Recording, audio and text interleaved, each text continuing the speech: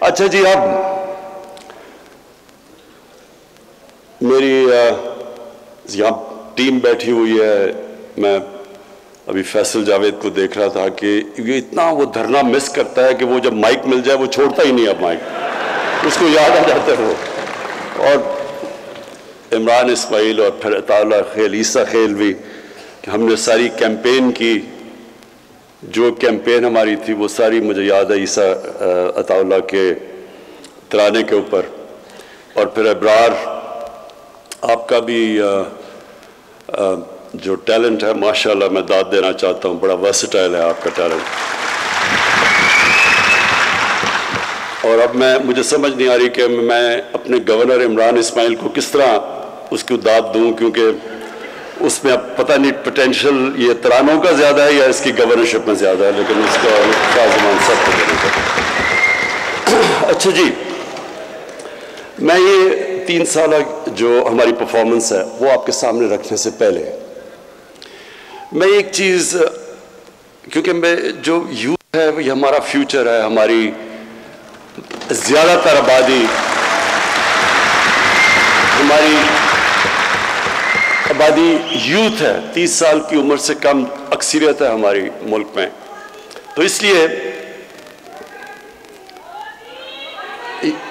Youth میں خواتین بھی شامل ہوتی ہیں، وہ علیحدہ بھی یوتھ سے. اچھا ایک منٹ، یوتھ ونگ آپ نے چپ کر کے شور نہیں بچانا، آرام سے سننی ہے میری بات. اب سنیں، نعرے نہیں، ابھی نعرے نہیں. اچھا جی سنیں، میں سب سے پہلے اپنی صرف یہاں بھی لیکن سارے پاکستان کی یوتھ کے لیے جو پیغام میں آج دینا چاہتا ہوں وہ یہ کہ دیکھیں، جب ہم 5 وقت کی نماز میں، وہ کئی 5 وقت پڑھتے ہیں کئی نہیں پڑھتے، لیکن نماز میں ہم ایک چیز مانگتے ہیں، اور وہ ہے کہ اللہ ہمیں ان کے راستے پہ لگا جن کو تو نے نعمتیں بخشیں، اس راستے پہ نہیں جو اپنی تباہی کے راستے پہ نکل گئے.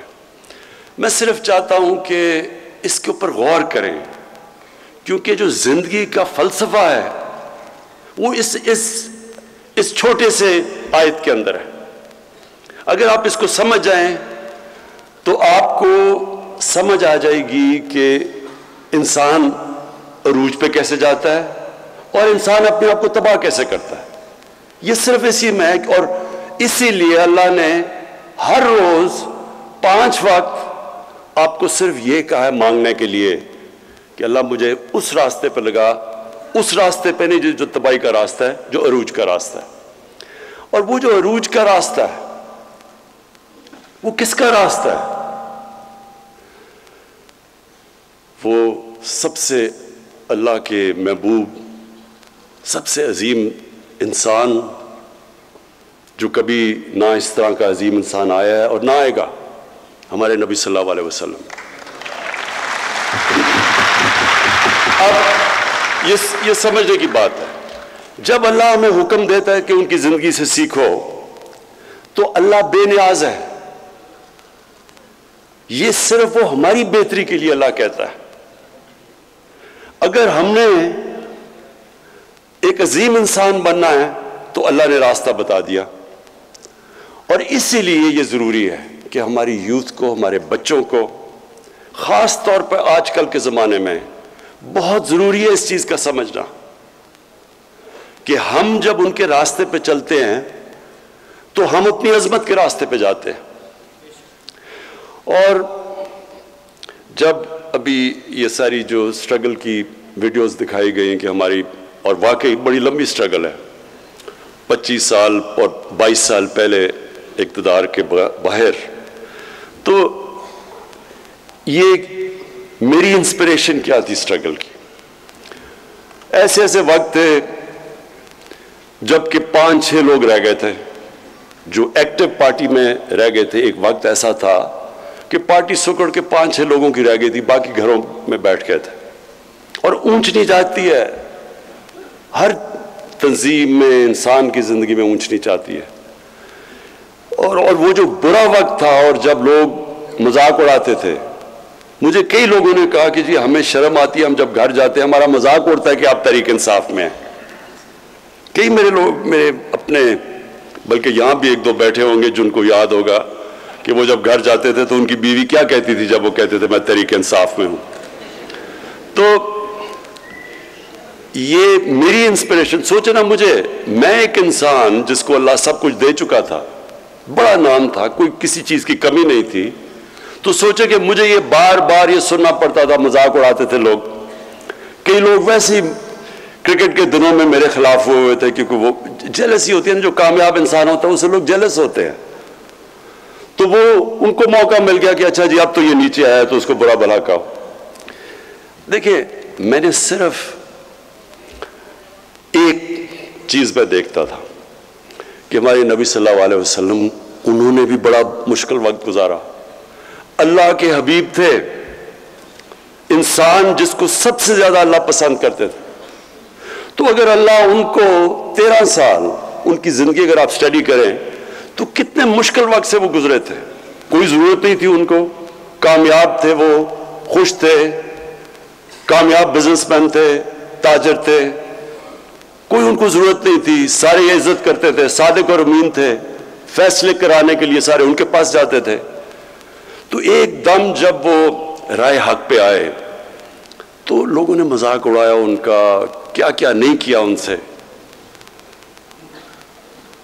اور وہ کتنی تکلیف سے گزرے۔ تو میں ہمیشہ ان کی زندگی سے سیکھتا تھا، کیونکہ ہمیں قرآن میں حکم تھا، اور یہ آپ سب کے لیے، اور میں خاص طور پہ اپنے یوتھ کے لیے کہنا چاہتا ہوں۔ دیکھیں، یہ جو دو راستے ہیں کہ ان کے راستے پہ لگا جن کو نعمتیں بخشیں، تو کیا وہ نعمتوں کا راستہ آسان راستہ ہے؟ اگر آسان ہوتا تو سب سے زیادہ نعمتیں تو انہوں نے نبی صلی اللہ علیہ وسلم کو بخشی تھی، تو ان کا تو بڑا مشکل راستہ تھا۔ کہنے کا مقصد یہ ہے کہ جو ایک قرآن کی ایک آیت ہے کہ جس کو تم اپنے لیے اچھا سمجھتے ہو وہ برا ہے، وہ کئی دفعہ تمہارے لیے برا ہے، اور جس کو تم برا سمجھتے ہو وہ اچھا ہے۔ مطلب یہ کہ کبھی بھی برے وقت سے ڈرنا نہیں چاہیے۔ جب میں پہلی دفعہ جب پرائم منسٹر بنا تو میں نے پہلی بات کی کہ یہ مشکل وقت ہے، لیکن گھبرانا نہیں ہے، کیونکہ مشکل وقت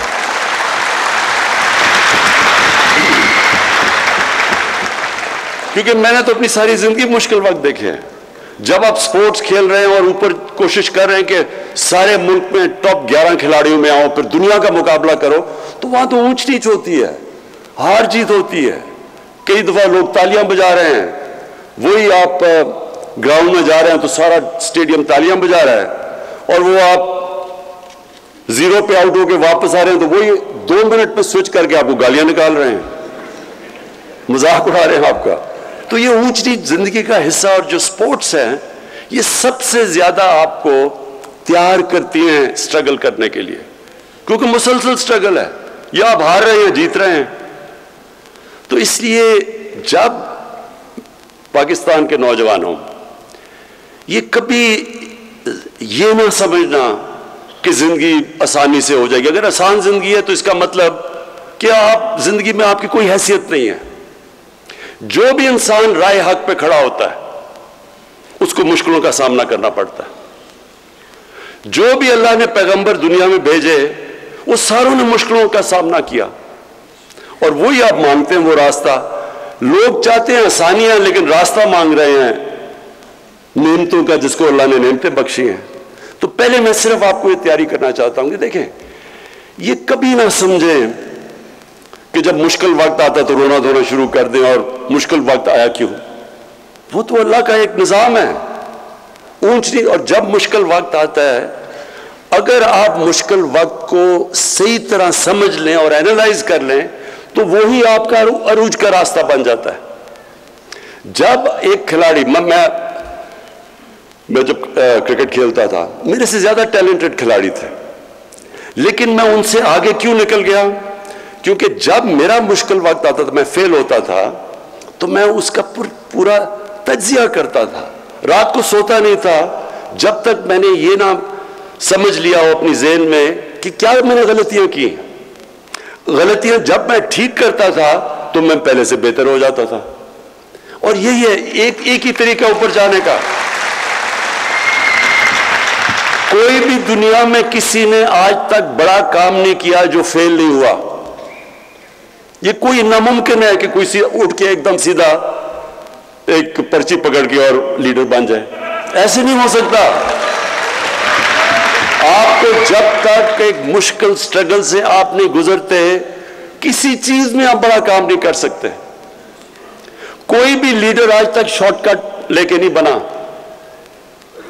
قائد اعظم کی سٹرگل دیکھیں. میں تو ایک لیڈر مانتا ہوں پاکستان کا, قائد اعظم, اور ان کی کبھی سٹرگل دیکھیں کتنی تھی. جس طرح انہوں نے سٹرگل کیا ہے اور آخر میں جو بیماری کے اندر انہوں نے سٹرگل کیا ہے, اس لیے آج, اور اپنی ذات کے لیے نہیں کیا, ایک بڑے مقصد کے لیے کیا. تو آج تک اور جب تک پاکستان رہے گا لوگ قائد اعظم کو دعائیں دیں گے. تو اس لیے کوئی بھی آج دنیا میں لیڈر اٹھا دیں وہ ایک سٹرگل کر کے اوپر آتا ہے. اور سٹرگل ہوتی ایسا ہے کہ جب آپ نیچے آتے ہیں آپ ہاتھ نہیں کھڑے کر دیتے, آپ دیکھتے ہیں کہ میں کیا غلطیاں کر رہا ہوں, پھر ان کے اوپر محنت کرتے ہیں, وہ غلطیاں دور کرتے ہیں, اور پھر پہلے سے زیادہ آپ اوپر چلے جاتے ہیں. تو اس لیے